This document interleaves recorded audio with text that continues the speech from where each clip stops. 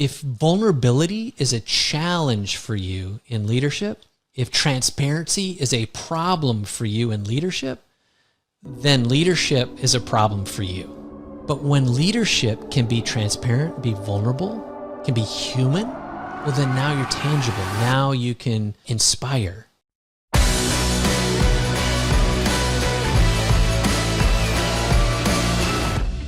Welcome to Evolve Leadership, the arena where high-achieving leaders are challenged to redefine their limits. My name is Angus Nelson. I grew up in the United States and I now live in Lisbon, Portugal. I'm an executive coach and I've spent my career advising and training leaders from startups to Fortune 500 companies. And here's what I've learned. An old, ineffective leadership framework will always keep you on a hamster wheel, consumed with work-life balance, burnout, and stress. Here on the show, each week we'll help you rethink the path to achievement. We'll help you discover new principles, new philosophies to the modern leader.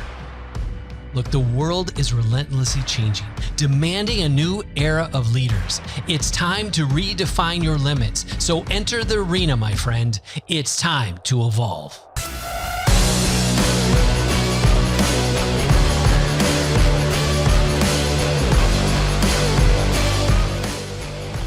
Well, welcome back to the show. I'm Angus Nelson. I'm here with my co-conspirator, Tim McClagan. How you doing, Yes, Tim? I'm doing great. And if you noticed, I'm trying to catch up to you.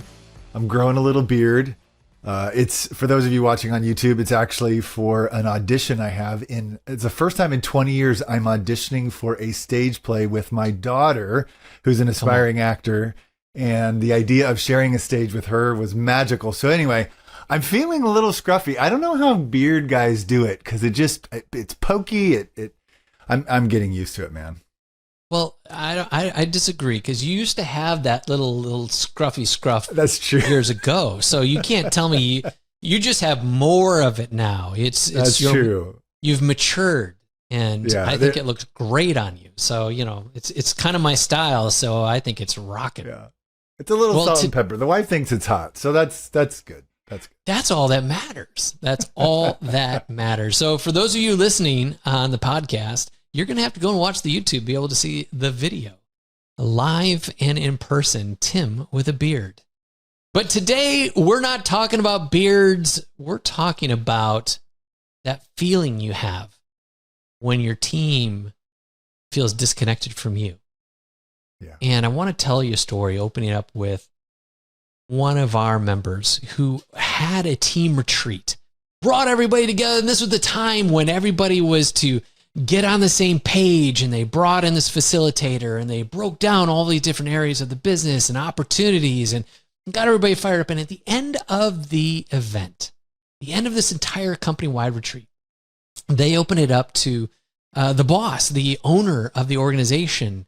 And he's like, I would be open to any kind of feedback. I want to be a great leader. I want to know where I have opportunity to improve. I want you to let me know what those opportunities might be. And for the next probably 40 minutes, the team, one by one, started dissecting his ego. Oh. And at the end, he walked away from this event feeling like a terrible leader. Wow. And he's like, my team hates me. And it's not that they hated him.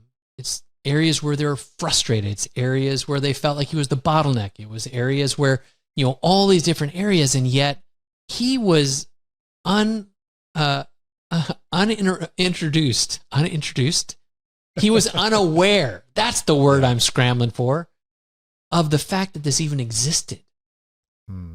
And so here he is getting ripped apart and thinking like, I have really failed as a leader. And the truth is, there were areas where there were failings that didn't make him a failure. Yeah. And now this was an opportunity for him to make a choice. Yeah. So today we are diving into the often turbulent waters of leadership. Yeah. And sometimes that leadership feels like the waves of criticism and everything else, the waves of all the expectations, the waves of all the pressures, the waves of all the personal relationships, opinions, emotions, and all the other things all collide. Yeah. And it was John Maxwell that said this. He said, the leadership journey begins with understanding yourself. Before you lead others, you must be true to yourself. Tim, Wow. where does this all come from? Yeah. Yeah. I love that, because as leaders, naturally, you have to make the hard calls, right? You have to be okay with conflict. You have to be okay with the tension. The problem comes is when there's too much attention and there's an issue. And so I want to take a look, Angus, at this. What are the symptoms? If a leader's experiencing these things, what is the signs that not everything is okay in Mudville? Like, what are the issues that come up that if a leader experiences this, maybe we need to have some awareness of what is going on. And Angus, the first one that I think of is feeling isolated as a leader, where you feel isolated from the rest of the team. And 50% of CEOs, this is from Harvard Business Review, report experiencing feelings of loneliness in their role. And 60% of them say that really hinders their performance. So this idea of feeling disconnected from the rest of the team, nobody understands, because in some ways, Angus, nobody does understand the pressures that the leader faces. Am I right? Oh, for sure. Like, they all think they know. Like, man, that guy doesn't do this and he doesn't know that. And they make all the assumptions in the world. Yeah. Nobody really knows what kind of things a leader faces. Yeah. And yet, as a good leader, when you are connected with the rest of your team, they are supporting, they are encouraged, they are connected to those pressures in a way that a disconnected team wouldn't be. And so if you're having these feelings of isolation as a leader, might be a symptom that something is coming up. Another one, Angus, is ineffective communication, right? Misunderstandings. You're like, I said this. And then they come back to the meeting, right? And they have a totally different, game plan, or they did something different than you as a leader were expecting. And that can be pretty frustrating. I don't understand. Right? And there's this element of people say what they want to say in the way they want to say it, but they rarely say things in the way another person can receive it. Yeah. Say that again. Right? That's powerful. We often see that people, they say what they want to say in the way they want to say it. But true communication, the best of communication, is saying what you want to say in the way the other person can receive it. Wow. Yeah. Right? That's the power of communication. Yeah.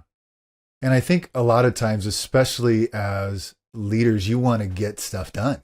Like, let's crank it out. Let's turn on the gas. Let's hit pedal to the metal. We don't have time for feelings. We don't have time for personalities. And unfortunately, some leaders can absolutely just ram through, create a lot of turnover, or in this case, another symptom, Angus, is a lot of resentment, where you can start feeling that, you walk by your team members and there's that black cloud over them, or you're having a conversation and, everybody's jovial and talking, and then you walk in the room and it's like, and you're like, Yeah. What is going on? And it's because these negative vibes or passive aggressiveness, especially if you're a strong leader, people feel intimidated to bring you the conflict or the issue to your face. And so there's these little passive aggressive things that they'll do or say that can be infuriating to you as a leader. But it's a symptom that if we can see it as, okay, how do we address this symptom? Something is not right. This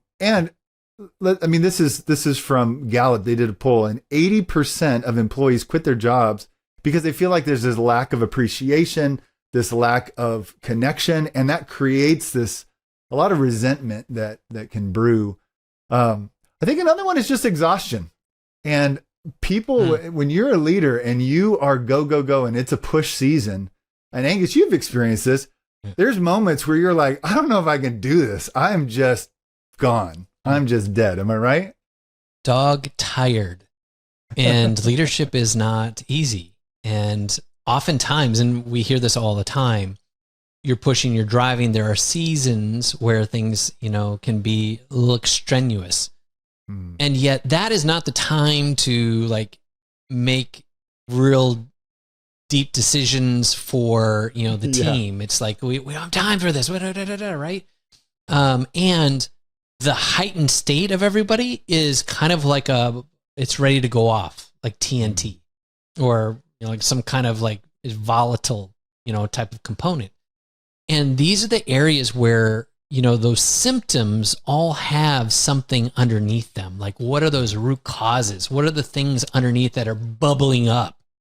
Yeah. When you look at exhaustion, perhaps everybody is being pushed at such a high rev for too long.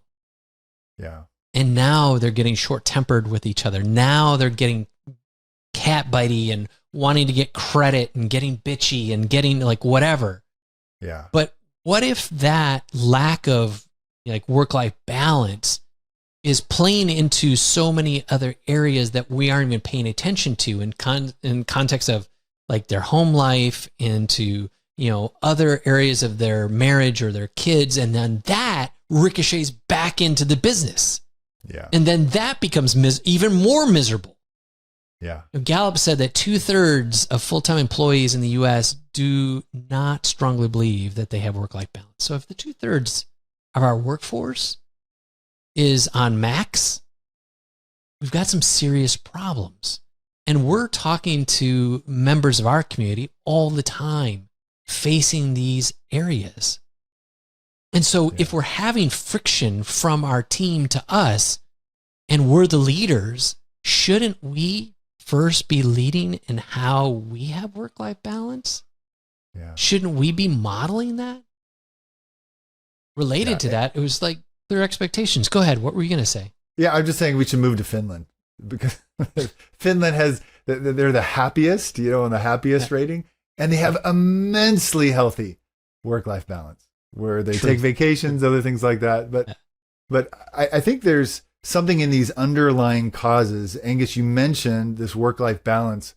What's another cause that is kind of driving this discontentment in the team? Well, it's very much related, and that's like no clear expectations. Like, there's one thing, my wife and I, we wrote this book. We haven't released it yet. Foreshadow, maybe sometime in the future, you'll hear about this. We talk about expectation in relationships, and it's the same thing in leadership, is that we have partners, we have team members, we have leadership who have expectations in their head that they're holding everybody up to, and they're getting very resentful of, but have never been spoken. Yes. That's one thing. Or number two is when it is spoken, it's like gibberish. It's not clear. It's not defined. There's not time, date, stamp. There's not, any kind of parameters in the boundaries of it. And as a result, things break down. So then you back onto that, like when people are experiencing, some of these stresses of expectations or work-life balance or things like that, the next piece would be like not being able to have honest, real, tough conversations. I remember reading this book called Crucial Conversations years ago. And it was one of the more like altering books in my leadership, because it taught me how to like have an honest conversation without being either attacking or offended in the conversation. Yeah. To where you came into tough conversations being curious and you came in being decisive. And between those two pieces, you can do that with still having respect. But so often in our leadership, when we are operating in levels of unawareness, then we are just saying things the way we want to say them. And now we're back to where we started. Yeah. Angus, sometimes it's not having that conversation about the employee that's kind of toxic, right? Because the whole team feels it, and avoiding those tough conversations, avoiding that. I was in an organization where the leader had a favorite or a favored employee, somebody he really enjoyed, which is amazing, but that person wasn't pulling their weight. and everybody in the organization could see it. Everybody knew it, but nobody wanted to talk about it, and the leader didn't address it. And the more he didn't address it, the more resentment it kind of got brewed, because everybody was pulling a lot of weight and this person wasn't. And so having those conversations can feel like a backpedal, can feel like stepping backwards, especially if you're like, now's the time to go. But for the rest of the team, it is crucial to be able to have those tough conversations, even if it, hurts feelings, even if it gets personal, or if it's a friend that's a part of the business, because those are always a little messy as well. 100%. And I would stack onto that too, like the different levels of communication style, right? Like the leader you just described was like super passive, obviously not going to address some different stuff. But while there may be a little bit of passive leadership, could be one kind of communication style, like it's not always effective, right? Well, then there's the opposite of that when you're real like direct, you're real abrasive. That's not a communication style that's helpful. If you're sarcastic, that's not a good communication style. If you're disagreeable, like if you're just like pushing up to be, the contrarian, that's not a good communication style. Like not everyone sees things the same way. It's kind of like I said before, the best communication is saying things in the way that other people can receive it. Yeah. With our members, we talk about the Enneagram, which is a personality profile, similar to, other personality profiles like the DISC profile, Colby-A index. If you want to take Myers-Briggs, the 16 personalities, all those different things have some revealing qualities, but the Enneagram talks about some two primary qualities: is the things that motivate people, what they want to move towards, and the things they try to move away from, things they're afraid of. Yeah. And in and amongst all of that, you start to understand like the people around you have these different perspectives. And if you come from a perspective of something they're trying to avoid, they'll immediately either shut down or come right at you. Yeah. And you don't realize you're pushing buttons and you're causing people to have these emotional turmoils because you're addressing them in the way you feel like you're comfortable addressing, rather than conforming yourself and serving that employee, that team member, that colleague in a way that they can receive it. Yeah. And Angus, don't you think especially people with strong personalities, we'll call them the Enneagram 8s for those who are familiar with the Enneagram, but strong personalities, 8s, 1s, 3s, where you want to move things, you want to get stuff done. Sometimes you can unintentionally create a atmosphere that other people don't perceive as safe to share, safe to give feedback. And I think that's what your friend that you mentioned in the story experienced. Is he was totally unaware that his style was creating an atmosphere where people didn't feel safe to share. They felt they were going to get railroaded, if they did. And then when he finally opened up an atmosphere at a retreat, poor guy got filleted because creating those atmospheres of feedback where people feel safe in the way, not we would feel safe, in the way others would feel safe, I think is really important in this concoction of, trying to put this recipe for a healthy team dynamic. Wouldn't you say? Yeah, for sure. And again, because you're unaware, then that leader who has that strong personality is like, well, they just need to get their act together. They need to just grow up. Yeah.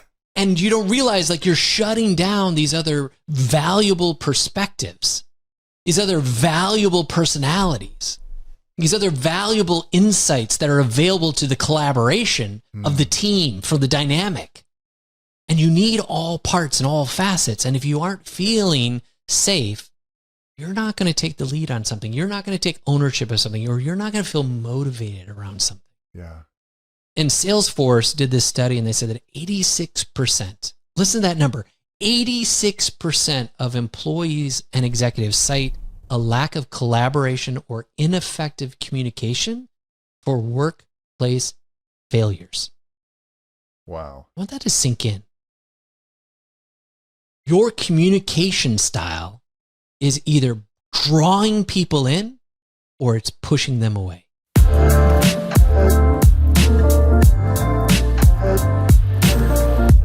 Let me just pause for a second to say this. There is one trait that you will find in every successful leader, no matter their industry, no matter their role. And that trait is action. And we want to inspire ambitious leaders like you to bet on yourself and take action on those audacious goals that you see in your heart. That's why we created our 90-day accelerator. It's a results-driven, battle-tested framework designed specifically for high-performing leaders like you to get unstuck and propel you towards your goals. And in just 90 days, you won't even recognize the person you used to be. To be a part of this elite community, go to evolveleadership.org. Now, back to the show.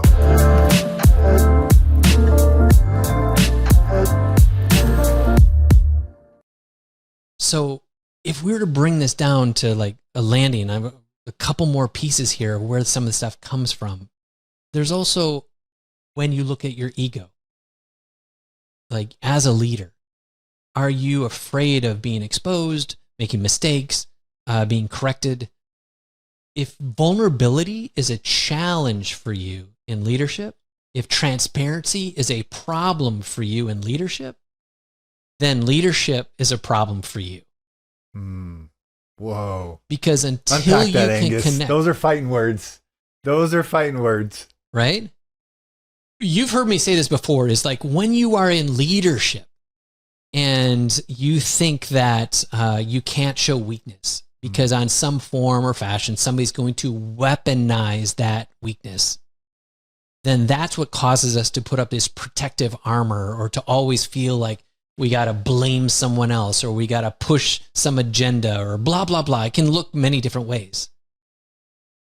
But when leadership can be transparent, be vulnerable, can be human, well, then now you're tangible. Now you can like inspire. Now you can invite. Now you can include. But so few leaders will allow themselves to get vulnerable. And I wish I could say exactly what I said, the way that I said it. Why don't you just take that and put that at the front of the show? Because I think that's going to work. But here's where I want to bring this the last piece here before we go into like what brings this all together. And that is the market forces also have a play in this. That's absolutely 100%. Right? Yeah. I mean, you cannot deny what we've went through with the pandemic, economies, war, like throughout history, all these things have played in different forms or fashion.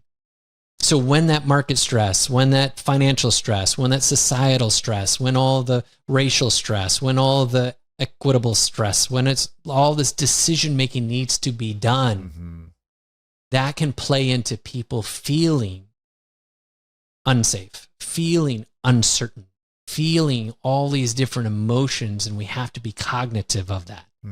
And as the leaders, we have to be the most sensitive to that, even for ourselves. So we want to bring this into like, what's that thing that can help solve all this? Tim, I'm going to throw it to you. Yeah, so if we put it all together, and I love Maxwell's quote, because he said, until you can lead others, you really need to, he said, lead yourself or know yourself, understand yourself. If we're flying blind, if we have blinders on, right, we're mission, and yet we're railroading team members, we're creating an unhealthy team dynamic, there's other forces in the world that we just can't ignore that our team members are feeling. I think the first step is self-awareness, wouldn't you say, where I have to understand what makes me tick so that I can process what's going on. If I'm feeling some sort of way, right? I have to say, is this me? Is this just me? Or is this really the team member that I'm interacting with? Is it really their problem?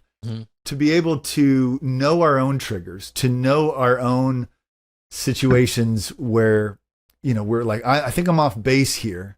Then we can curb that. Then we can pull that back in and actually deal with the real issue instead of having it be our ego getting in the way, our own personality style.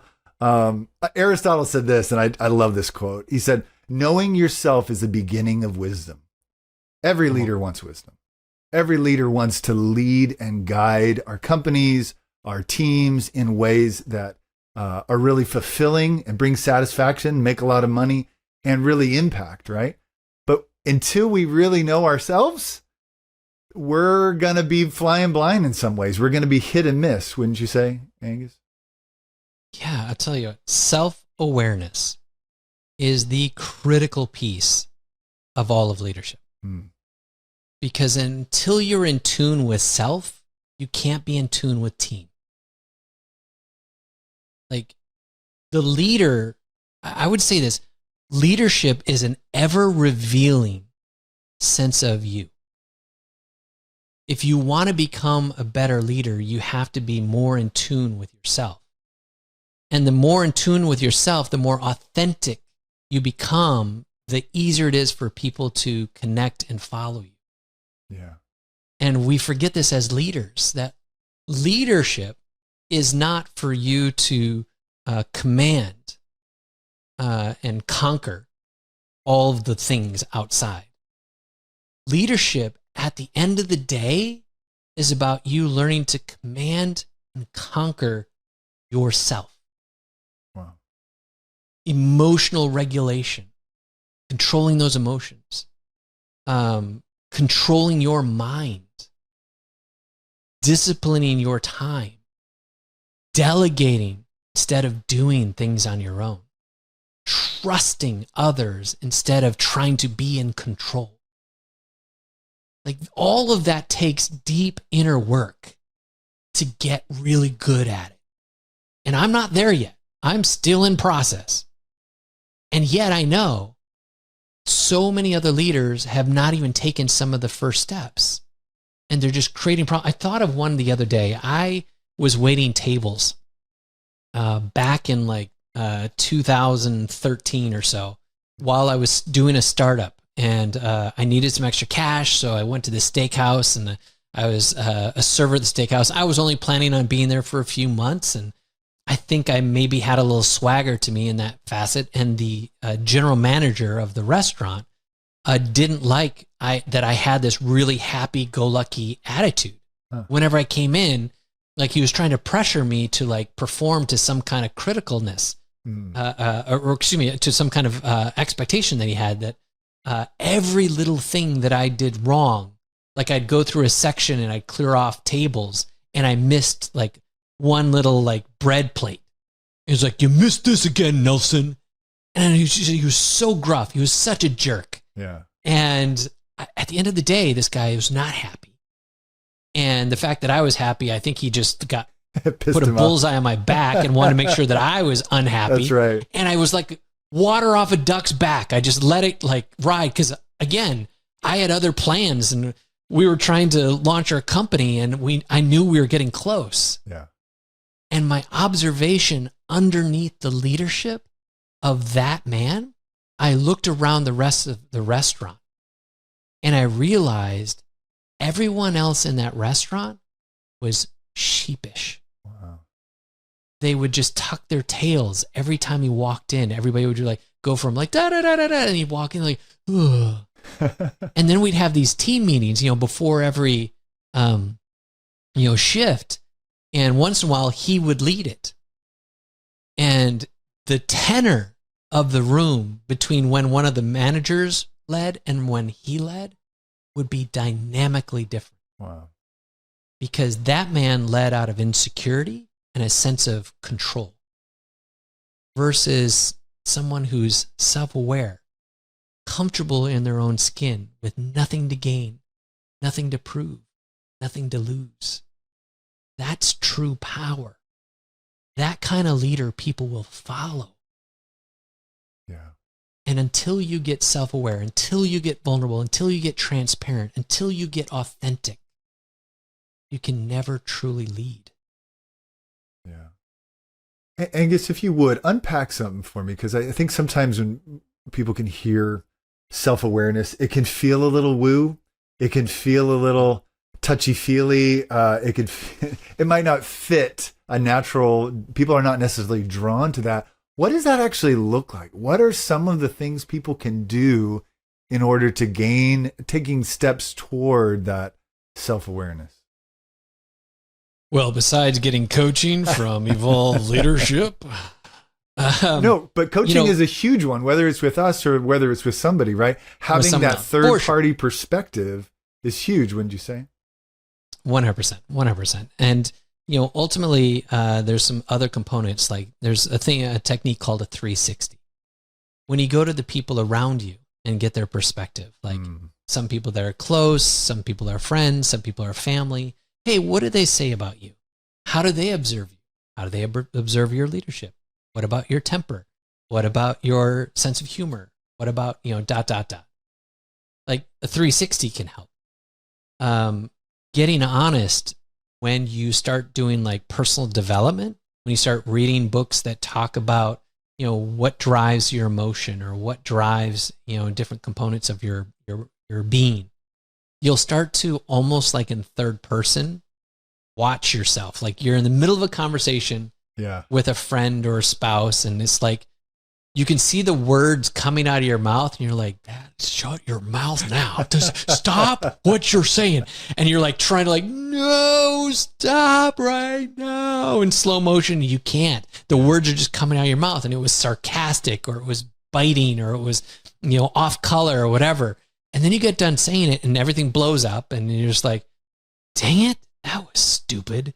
And you know it, right? The next time that third person comes up, you start seeing, and you're like, well, you know what? I forget it. I don't mean to say what I'm saying. And you start like self-editing yourself. And eventually that consciousness becomes a part of who you are. Yeah.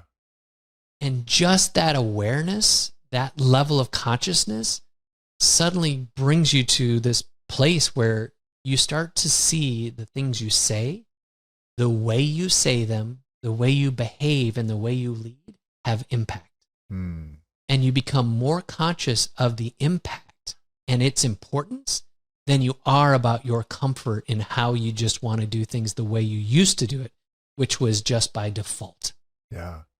I love that, Angus. And one thing that's really cool about self-awareness is the goal is to become a healthier person in general. And healthier people make healthier leaders. Healthy leaders make really healthy companies and businesses. And so it's almost like, I know some of the members in our community come because they're wanting to fix some problems in their business. And that happens. And their businesses, start thriving. They start getting better. What I love about it is the byproduct is you become a much happier person. There's much more self-satisfaction when you become self-aware and know what drives you, what do you want, and what do you really want out of life, and start designing that kind of life. And that is the beauty, I think, of self-awareness, because it doesn't only lead to success externally, but you really, unlike your shift leader, it really creates a sense of satisfaction and purpose in life and in what you're doing. Yeah, let's be clear. He wasn't the shift leader. That guy was the general manager. Oh my gosh. The general manager of the place. Bless his heart, as they say in the South. So I want to bring this back around to the other guy we talked about at the beginning of the show. That guy who was our member, who went in front of his whole team, who got filleted in front of everyone when that retreat dismissed, he made a decision that he was going to change. And here we are, almost 3 years later, working together. His team just had another retreat. And at the end of the retreat, people were raving about their experience with this company, with his leadership, with who he's become. I went to an event with them a number of months ago, and I had several of his employees that said, whatever you're doing, Nelson, with our boss, keep doing it.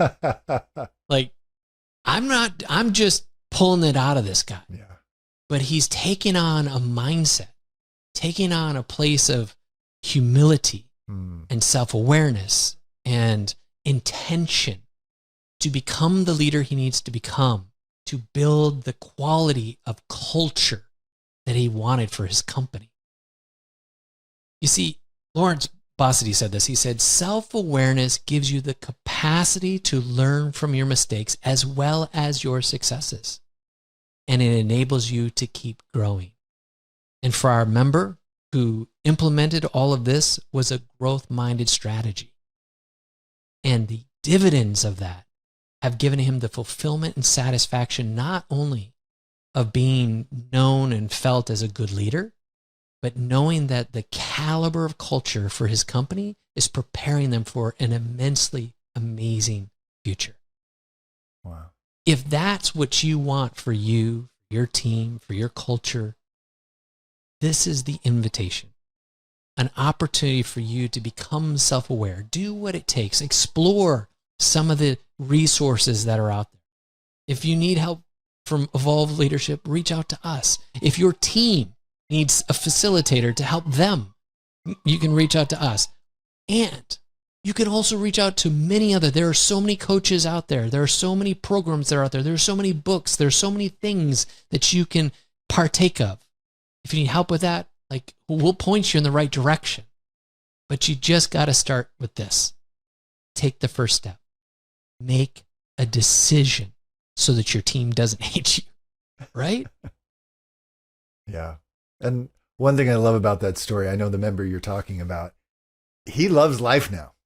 There was a time where he was angry and mad and issues at home, issues at work, and just not a happy person.